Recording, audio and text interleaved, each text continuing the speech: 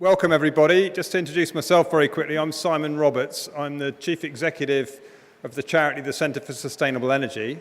I'm also a Board Director of Bristol Green Capital Partnership and of Bristol Energy Network, and I'm the Chair of Triodos Renewables.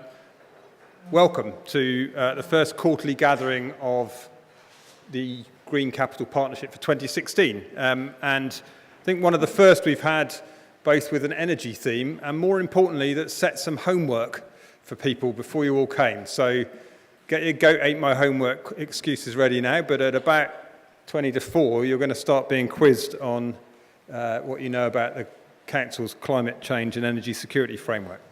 So before I kick off, there's just a few very simple things. If you haven't found the loos yet, the ladies are straight across the hallway there opposite, and the gents turn left and then left again through the archway at the red door.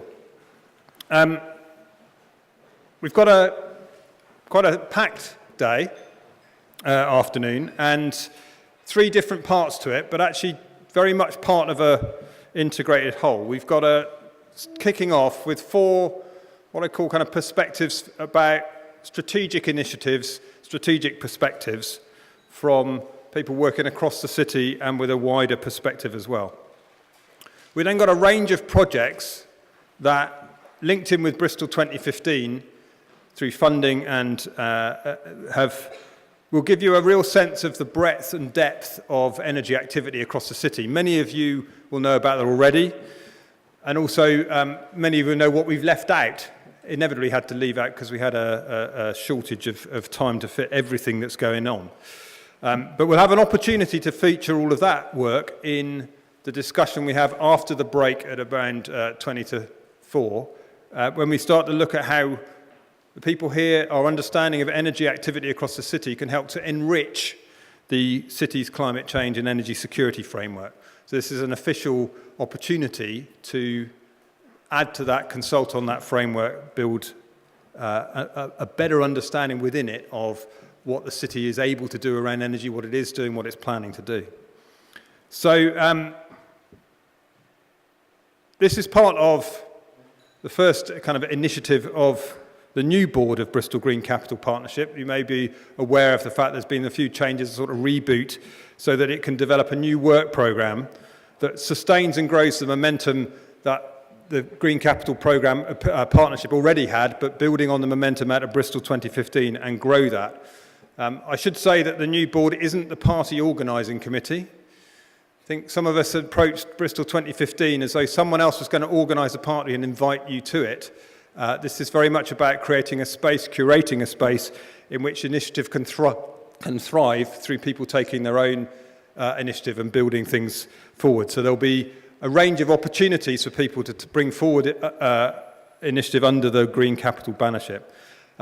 And we'll also be providing for the collaboration between organisations, both within, right across the areas of green thinking across the city, but also within different themes around energy, resources, nature, food and transport, and wider issues like place, diversity, inclusion.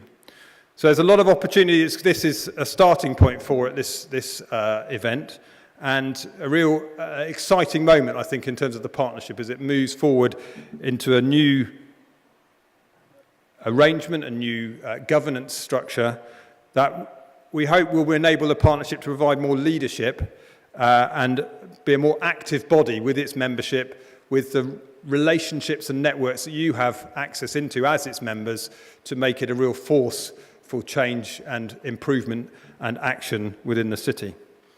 So what we've got today is really focusing around the energy theme in relation to the Green Capital Partnership and the work in the city. And within that, we've got 4 really good speakers to kick us off. We have Andrew Garrad, who I think needs no introduction as Chair of Green Capital, but also one of the world's leading experts on renewable energy engineering. Got Peter Haigh from the Bristol Energy Company, Marika from the Bristol City Council Energy Services, and then Janine Michael from the Centre for Sustainable Energy, to talk about their strategic perspectives in some cases, but also strategic initiatives that are taking place across the city. They've got presentations. They've been given 6 minutes each to speak. And there'll then be a quick chance for a few questions. But the point is to open up and kindle interest, and there'll be opportunities to talk with them later, rather than to spend an awful lot of time going into huge detail at each point. But we'll have a real opportunity to stimulate our thinking, develop our thoughts about what's going on, and get that sense of the breadth and width of what's going on in the city. That's interesting, because it's showing on this slide. Where's the AV man?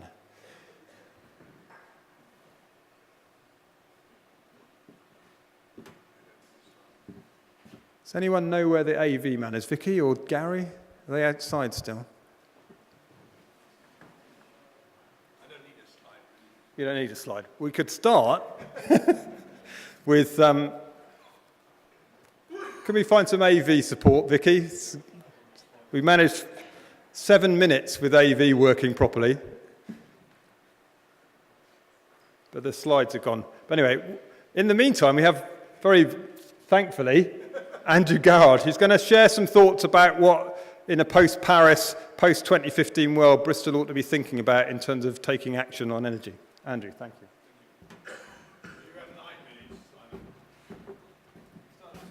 Thank you very much. Okay, well, good afternoon, everybody. So Simon's asked me to kick off with a broader view of things, post-COP and post-2015. Well, the post-2015 bit for me is quite easy. So I spent a year and a half pretty much focusing on things, very much local things, and I spent the last 35 years focusing on global things. So for me, it's a great release. I can look back outside Bristol, and that's an easy one. Post-COP, of course, is a huge topic, particularly a huge topic to cover in just 6 minutes. But I'm going to, so it's inevitably going to be rather a personal view. In the UK, we presently have what I would call a temporary local difficulty. And I'm going to talk to you a bit about the nature of that local difficulty. In the EU, which we are still a member of, I'm glad to say, there is a lot of positive news.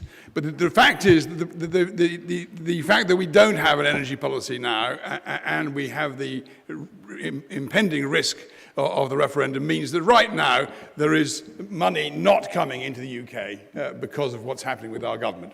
But that is, I believe, a temporary difficulty. There was quite a lot of euphoria after COP, and I believe that was actually quite right. I mean, it was justified euphoria. There was one remark which I thought was particularly chilling, which hasn't received much publicity, which was made by a guy called Brian Ricketts, who probably you don't know. He is the boss of Eurocoal. And he's someone I've met a little bit when I was president of the European Wind Energy Association. So he's lurking around in Brussels promoting coal. After the Paris Accord, he wrote to his members, so this was him writing to his members, and he said, you will now be perceived as the immoral equivalent of slave traders. And I think that's a pretty important statement coming from the coal lobby. So I think we could say that the COP21 does mark the beginning of the end of the fossil fuel era. Whether that's cause or just coincidence, I don't know. I was at the Copenhagen COP, and I certainly felt that the feeling of the people coming to the Paris COP was quite different. So that change of nature, I think, had already happened. So the question really is whether that end is soon enough. And that's really up to the likes of us here in Bristol and in other cities around the world.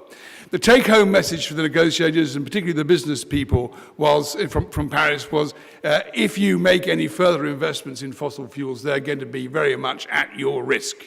And they are very much at the risk of being stranded assets. So the general commercial climate for investment in energy has changed dramatically. At the same time, as we have, and we will continue to have, I believe, very low oil prices now and for some time into the future. Private investment will be a key part of how we make these changes. So engaging private investment is absolutely crucial, as indeed we outlined in our business summit that we held here at the end of last year. So how fast can technology change? I was thinking a little bit about this. I was born in 1953, so in 1974 I was 21. My parents gave my sister a car, which of course we all disapprove of thoroughly, and they gave me a calculator. I was very keen on maths, so that was fine. But that's quite interesting. So we had, in 74, we had no web, no PCs, no smartphones, no internet banking. So things can change very fast. Perhaps we could look forwards now a few decades and then look back again. Perhaps we will be ashamed by the few remaining coal power stations. Perhaps we will be driving past huge fields of solar and wind arrays in our electric cars. Perhaps we will be taking the occasional intercontinental flight because our domestic travel will be on high-speed trains in planes which are powered by biofuel or by electricity. Perhaps we will be looking up into the blue sky unsullied by particulates or sulfides. Perhaps that's a fantasy. Perhaps it is, but actually it's quite a necessary fantasy because if we continue as we are now, as we've seen from Paris, our present carbon budget, if we are to retain the temperature rise to 2 degrees, our present carbon budget would run out in 2044. So it does mean we've got to do a lot, and we've got to do it now, and I think that's what this is about. It's not about lots of other people doing stuff, it's about us doing stuff now. So doing local things quickly is very important. That might be local things, but I think we should also look a little bit outside. In 2014, there was the carbon, the emissions were pretty much constant. In 2015, it looks like it'll be the same, probably because of the macroeconomic climate, but also partly to do with things that are changing on a bigger scale outside Bristol, outside the UK, outside the EU, particularly in China. Now, I did have one particular slide here which I was going to show, which was a picture of all the turbines that we've designed in Bristol for China, 18 megawatt, post-megawatt turbines doing their stuff in China. But what's happening in China is very important. A leaked 5-year plan suggests that 2/3 of China's energy, not electricity, energy will be produced by non-fossil fuel origins by 2050. Now that's important because it's China in a central control economy. So that means if they're going to do it by 2050, they say they're going to do it by 2050, they probably will. They won't just talk about it like we are. So outside this present temporary difficulty which we have here, there are some huge things happening. The reason why China is doing that is because Beijing was the world's most polluted city, and it was a reaction to air quality. Last week, Delhi was declared as the world's most polluted city, and there are stirrings in India too. So Uruguay, where we're doing a lot of work, Uruguay is set to be the first 100% renewable country. A huge amount of activity. So outside, on a bigger canvas, there's all sorts of things happening. But we're here this afternoon to talk about what's happening locally. And I think what's happening locally is very important for Bristol, but also for other cities like Bristol. And that was the message which we took to COP. So technology is not the issue. Technology will rise, has already risen to the challenge, I would say. And there were numerous delegates quoted the same quotation in the closing session in Paris, which therefore is a bit hackneyed, but I think it's true. So Nelson Mandela said, it always seems impossible until it's done. And I think that's quite a good thing for us to bear in mind. So we've got to do it, but we've got to do it now. We've got to do it in big steps, like in China, and in small steps in cities. And I hope that's what we're going to talk about now. Thank you.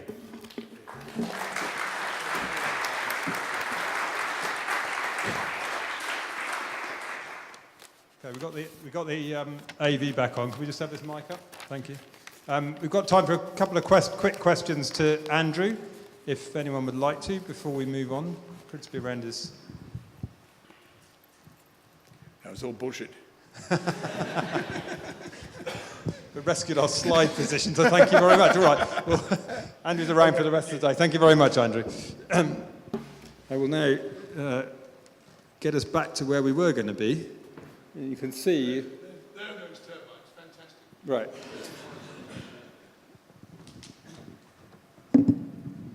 So now to bring us to city scale, Marika Schmidt, who's the Service Manager for Energy Services in the City Council, is going to talk about some of the work the Council's been doing strategically across the city to initiate their energy programme. Marika.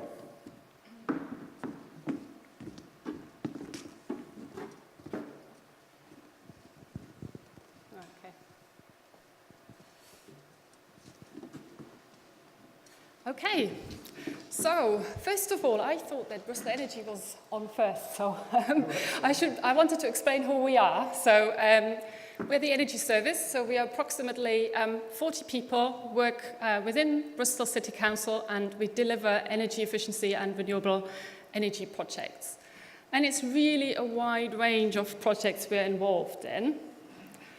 And I just wanted to give you some ideas about what we do. It really ranges from home energy efficiency measures to energy sparklers, which is a toolkit for householders, well, basically to encourage them to save energy, to renewable energy projects, mainly solar projects, but also other renewable energy projects. And we also deliver some of the UK's top infrastructure projects, sort of mainly heat networks. And I thought, rather than going through our whole investment programme, we deliver approximately 80 million at the moment in the city. I'll give you some examples of what we've been doing. So, investment. This is all about renewable energy projects, and over the last couple of months, we've mainly been doing solar PV installations. And I wanted to give you a bit of a flavour about how many of these panels we've actually been doing. You can't see them, but they're on our roofs. So, just need to get my notes sorted out. So we have so far done over 7,000 solar PV panels, okay? And that's, we've just done a ground-mounted PV installation in Avonmouth, but also we've done many solar PV installations on roofs. So 7,000 panels, that's the ground-mounted installation, and then 6,500 panels is basically on roofs. So that brings you up to a total of 14,000 panels across the city, and I think that's quite an achievement, and really something to celebrate. And the picture that you can see is the M-Shed. That's our main museum, as most of you know. And we've done a 50 kilowatt system on the M-Shed this year. But also, we've done energy efficiency measures on our corporate buildings. And just recently, we've replaced the windows of the M-Shed and the ventilation system. It got a little bit hot in the summer there sometimes, and we needed to do something about it, insulate the building as well. And it saves the council £27,000 per year, so a really good project for us to do. And we're not just doing the M-Shed. There's lots of other buildings like the Bristol Museum, the Central Library, or the Bottle Yard Film Studios we are currently involved with. And we're installing energy efficiency measures on these buildings.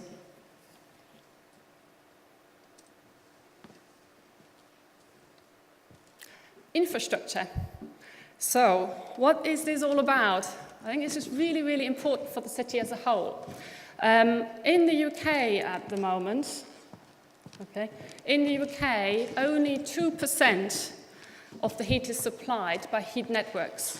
And there's massive potential overall. In European cities, up to 30% is provided by heat networks.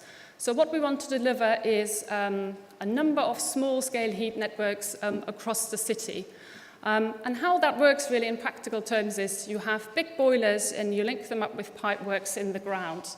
And you bring down the capital costs of the infrastructure overall. So it's a good investment, and you save energy via these installations. So approximately 10 to 20%. And of course, it's all about resilience. If you have your own heat networks, you're not dependent on anybody else to provide you with the heat. So very important infrastructure. At the moment, just to give you a flavour, we're doing a big heat network in Temple, so where the new arena goes, and we're linking it up with the Redcliffe social housing blocks. There's also other systems we're working on, so the university and the NHS, we're working with both organisations on a heat network in the city centre, and we're involved in the heat network in Easton, so the leisure centre, and linking it up with the surrounding buildings. You probably all know this building by now. This is our show home in Easton. So this is part of Warmer Bristol. It's basically all about delivering energy efficiency measures to private households in the city. And we have 7.3 million from the Department for Energy and Climate Change to support householders with this. We have 14 installers on board at the moment that work with us to deliver this. And a lot of partners, actually, which I should mention here, a lot of them are in the room today, to really help for energy efficiency measures to become mainstream in Bristol. And so far, we've installed approximately 800 measures across the city, and mainly solid wall installations. So I'm just going to explain what that is, really. I know you're all energy experts, but it's worth just mentioning quickly how it all works. So it's insulation from the outside of the building. So you put insulation panel on the home, and you re-render the property. That's basically what it is in very basic sort of terms. Very important for the city overall, in particular when we talk about carbon emissions, because we use far too much of our energy, and if we can save any of it, that would be really good for our overall sort of carbon emissions. It's one of the biggest factors, actually, in terms of our carbon emissions overall. And last but not least, I want to quickly talk about community energy, really important theme for us.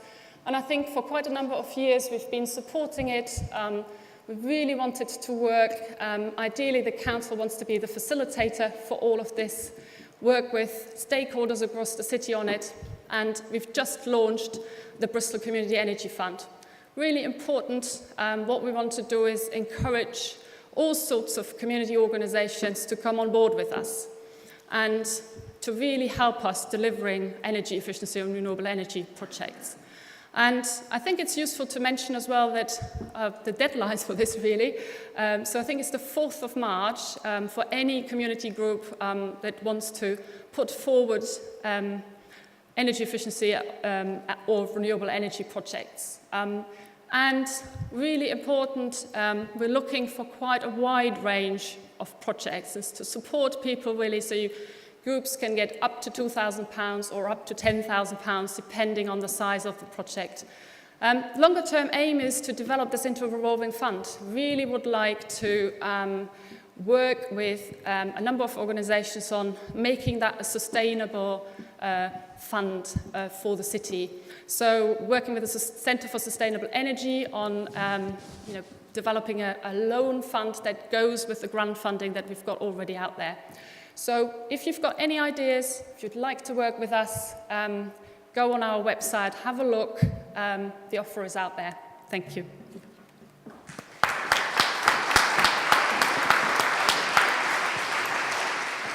Okay, we've got time for a few quick questions for Marika. There's one down the front here. There's a microphone coming, so it's great, this spot here. We've got this barrier here so that you can't spit at us. I think it's set up for stiff little fingers or someone who's coming later where you might be throwing beer bottles at us. But anyway, sorry, carry on. Oh, hi. If you just introduce yourself. My name is Blaze. I live in one of the many Grade 2 listed buildings in Clifton. And just looking at that picture there, I think that house on the left looks far better than those houses on the right. But my landlord apparently is not able to install double glazing in my property because the planning department says it must have those old shabby single glazed units in. Does the council have any plans to update its planning regulations? Good question. I think Clifton is my big headache, if I'm absolutely honest, because all of the buildings are listed and lots of challenges, I think. Planning, we've been working quite closely with the planning department on the Warmer Bristol scheme, and I think there have been 1 or 2 cases where the wrong advice was given, okay? So if you approach me afterwards, we'll have a look at your property and see what we can do. But what I would say is a conservation area, listed building, so it is probably quite difficult to do overall, okay? And I can, of course, facilitate a conversation with the planning department. Also, just add, we've done some work at Centre for Sustainable Energy with what's now called Historic England, around the integration of low carbon concerns and heritage concerns. Because there are some reasons why we want things to look like they do and retain their heritage value, but also to make sure that those buildings are fit for the future as well. So there's some quite interesting work. We did some work in Bath a few years back as well. Might be worth having a look at. Any other questions for Marika? Okay. Should we move on now to Peter Haigh, who's going to tell us about one of the key ambitions of Bristol 2015, which was to launch the Bristol Energy Company.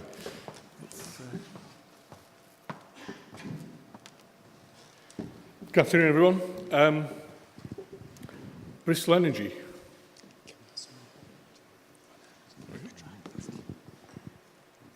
We believe in the fair, ethical sale of energy to all. We will be a force for social good. There's no point in life of setting your ambitions low, and that is why a Mancunian rocked up in the fair city of Bristol in the early part of September. I was the first permanent employee of Bristol Energy. I'll take you through a little bit of the strategy in the background and give you an update as to where we are today, all in round about 6 minutes. So bear with me, it'll be a bit of a whistle-stop tour. The strategy behind it, as Simon alluded to, was long before 2015. Bristol's rich heritage in energy and in proactively doing things for the community led to the idea of founding an energy business. We are a retail business that sells at the moment to domestic customers, but in future will sell to business as well. My job on arrival was to take a bundle of work streams and bring them into a coherent business. We did all of our industry testing prior to Christmas, which we passed with flying colours. We now have over 1,000 customers signed up, and we employ today 30 people. So from 1 in early September to 30, we are growing as the business grows with us. In terms of governance, we have our own board. We are currently appointing non-executive directors, and we are accountable to our shareholder, which of course is Bristol City Council.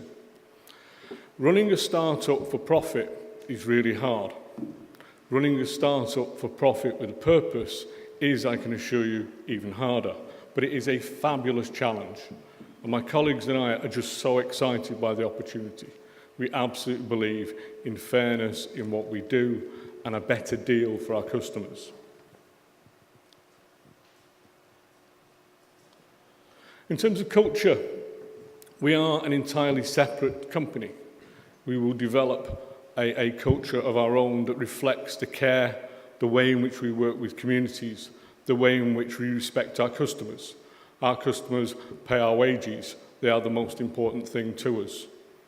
We will differentiate ourselves from other energy businesses by focusing on the social aspects of what we do. People use our products to heat their homes and cook their food. We are not, by any stretch of the imagination, a lifestyle choice. That is where the fairness needs to happen. We are, as I said, open for business. We've been a little quiet in terms of the start-up, but that was necessary in terms of proving systems and recruiting colleagues. But you can ring us up or you can use the website. We have a variety of tariffs already on there. At the moment, we buy our energy as the national average, so we do not yet offer a green tariff, but we were actively looking to develop power purchase agreements for renewable energy and to sell that in the near future. What matters to us is really how we engage with Bristol, the South West and beyond. We will be, and indeed are, a national energy company. Our licence says we must be, and we already have customers from Dundee down to Truro, last time I looked, which is true. The stats do not lie. And for that reason, having a business with values, having a business where the profits go back into the City Council, having a business that cares about its customers is why me and 30 colleagues are working really hard to put this business together. And that is Bristol Energy in about 6 minutes flat.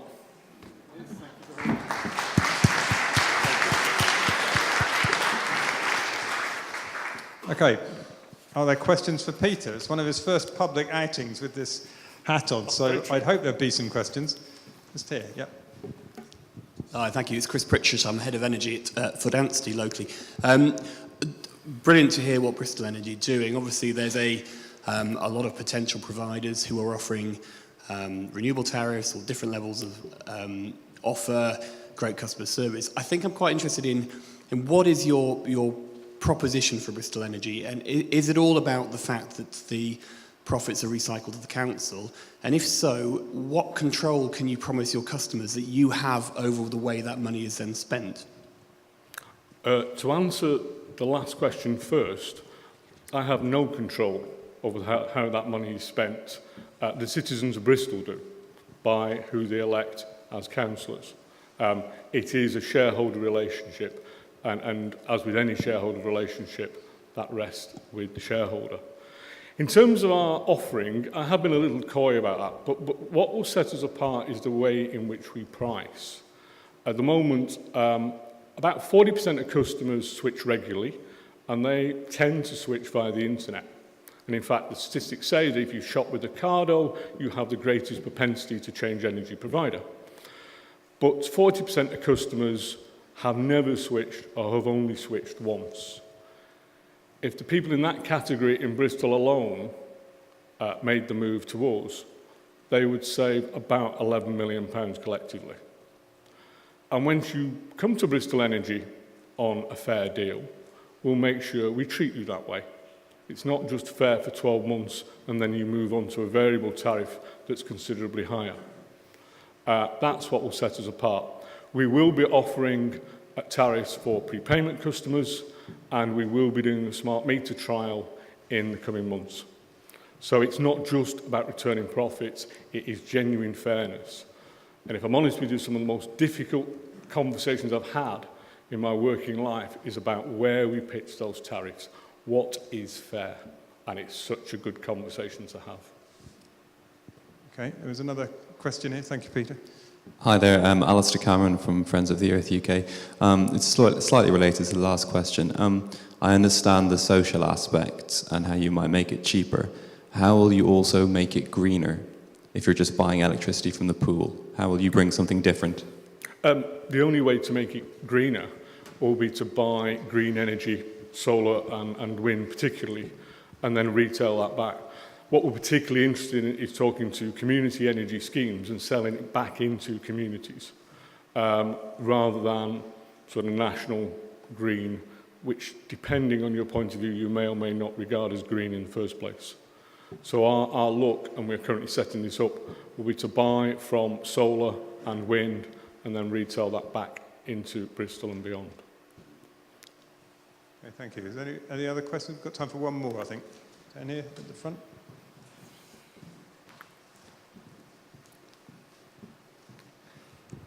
Hi, Amelia Melville from Bureau Happold.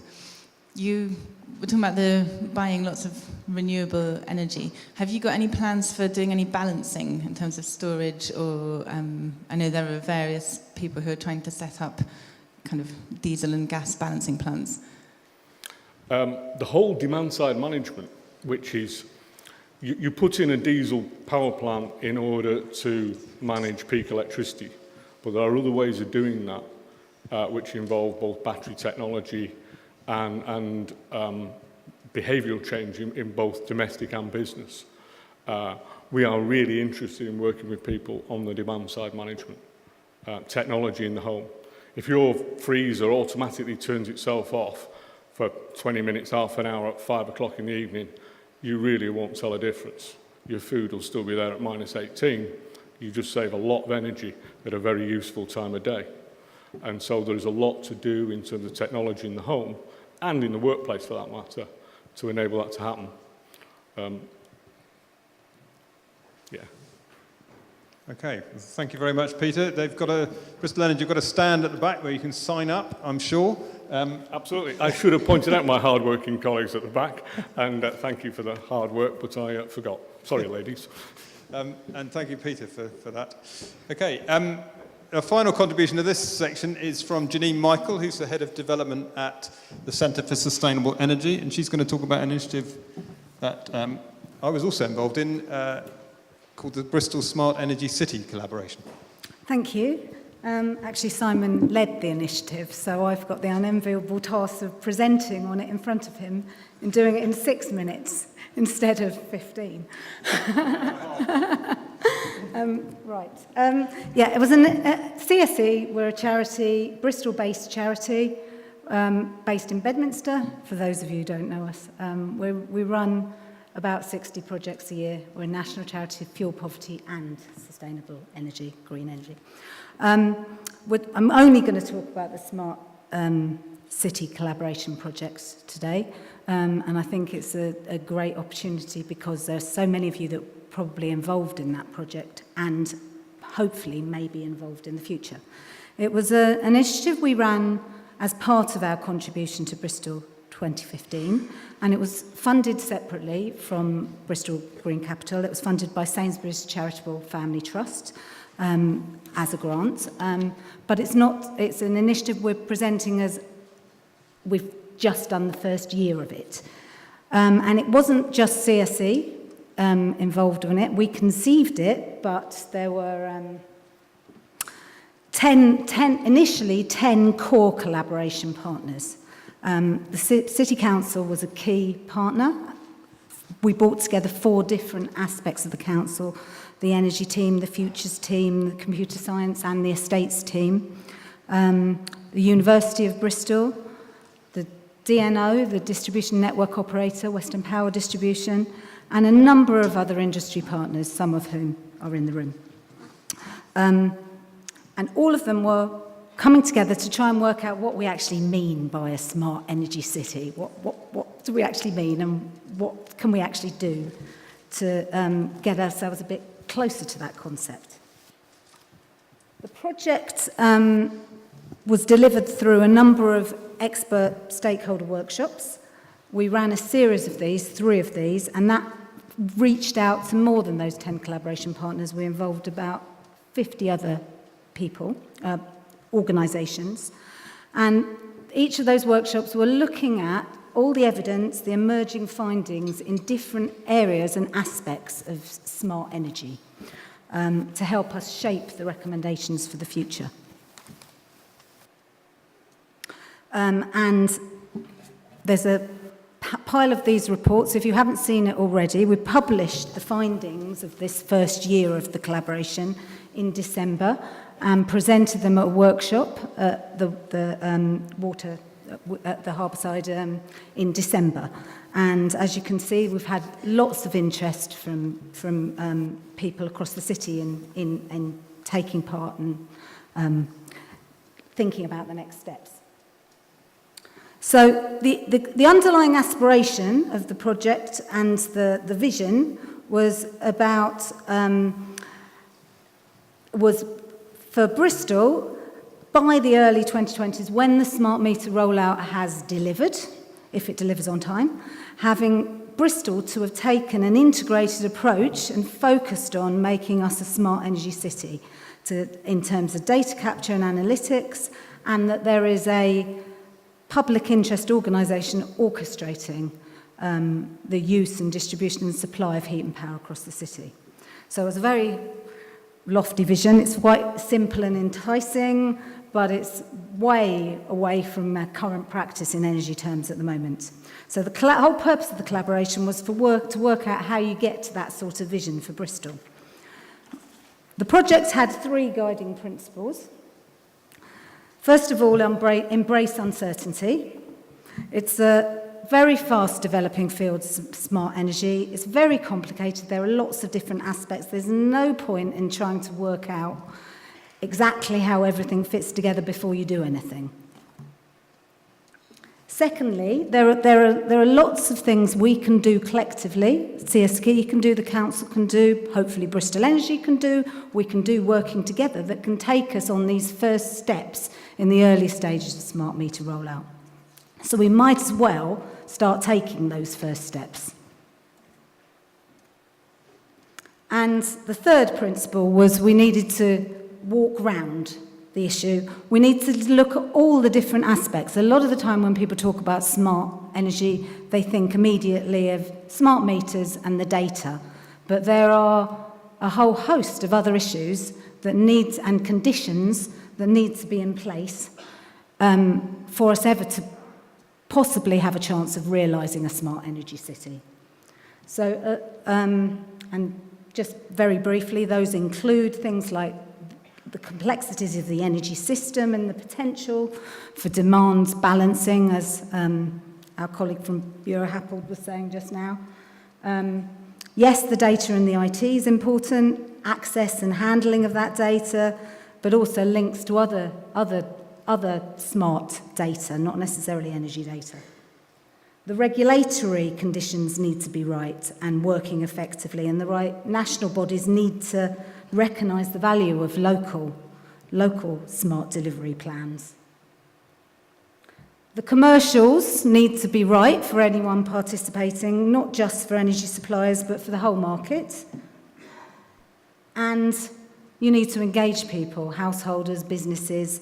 The social and cultural issues need to be right too, and all of that needs to be right at a city level. So, we looked at all those challenges and we tried to summarise and report them in this report. So if nothing else from today, if you go away and have a look at this report, we'll be happy. There are obstacles to city-scale action, but they'll only be removed if there are signs that action has benefits, and we need to demonstrate that together. The report has, the final recommendations are broken into 3 main areas, and those were the areas we also focused the workshops on. So curbing energy waste and peak demand, there's the 3 challenges: enhancing value from renewable energy generation, local renewable energy generation, and smarter approaches to tackling fuel poverty and vulnerability. Now, this is an example of one of the action plans. What we've done is we've tried to separate out the things that we could be doing in the near term in these early stages of the smart meter rollout. So what sort of practical projects could we be doing together? This isn't just CSE, and a lot of them CSE won't be involved in, some we will, hopefully. And the medium term opportunities as well. And each of those are colour-coded and classified by the different, the 5 different conditions in terms of regulatory, IT, etc. 1 minute left. Gosh, 5 minutes, I've done that. Okay, so these are some examples of the first next steps, which we think should be year 2 of the Bristol Smart City Collaboration Project. So, for example, a range of public projects, I won't go through the whole bullet point list, but public art projects to help get the concept of demand reduction and peak reduction and demand balancing across. Local engagement support services in these early stages of the smart meter rollout. And also, quite importantly, championing the whole concept of Bristol being a smart energy city to key decision makers at a national level, so that as the structures and policies and programmes for the crystallise at a national level, that they allow us to do this for Bristol and let Bristol become, hopefully, the UK's first smart energy city. Is that the last slide, I think? Yeah, thank you. That's probably enough. So, come and see us afterwards. Come and take a copy of the report. And, yeah, any questions? Thank you, Janine.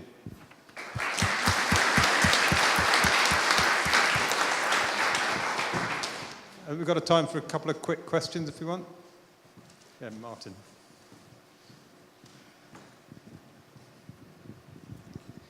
Thanks very much. Janine, in this... Just want to introduce yourself. Yep, sorry, Martin Fodor. Part of the Green Capital through Make Your Home Eco, but also Green City Councillor. In terms of a smart city, I wasn't clear, but I assume that as well as smart metering, we need smart devices, smart appliances and so on, and that tends to imply capital investment. If we have the ability to switch freezer equipment and start charging things or start storing surplus, we need a lot of smart equipment. That implies quite a lot of capital. Is there going to be a social impact if that's only available to those with money? I think, is this working? I think those sorts of things are probably on the journey, and as part of that third workshop we did explore links to, people may have heard about the Internet of Things, and people are talking about smart developments outside of purely smart meters for gas and electricity. And there are all sorts of opportunities that a totally smart home would offer in terms of energy safeguarding, vulnerability of elderly, vulnerable householders. But I think it's coming back to focusing on those things may not be at market level yet. Those things might not be massively roll-outable immediately, and it's the steps we can take towards that we should be focusing on in 2016 and 2017, but bearing in mind how we embrace newer technology as it does come to market. I think one of the other things that is worth bearing in mind is that there'll be smart energy activity being sold to us, presented to us, will be enrolled in. The question is whether it's serving the interests of the city and the wider public, or related to a particular commercial relationship between you and an energy supplier or a commercial data company like Google.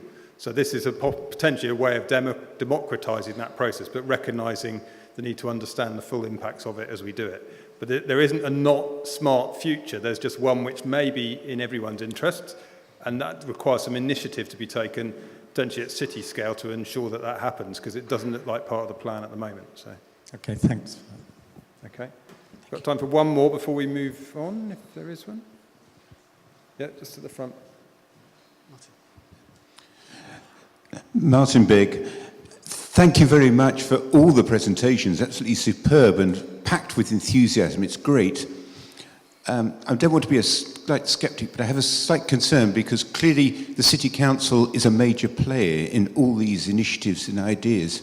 And yet the City Council is facing in less than 10 years a 78% reduction in its income. So the question that comes to mind is, are these initiatives sustainable? And particularly, are the private and community groups that are taking them forward able to sustain them without council support? Okay, I might ask Marika and Peter just to comment very briefly on that. Okay, ladies first, okay.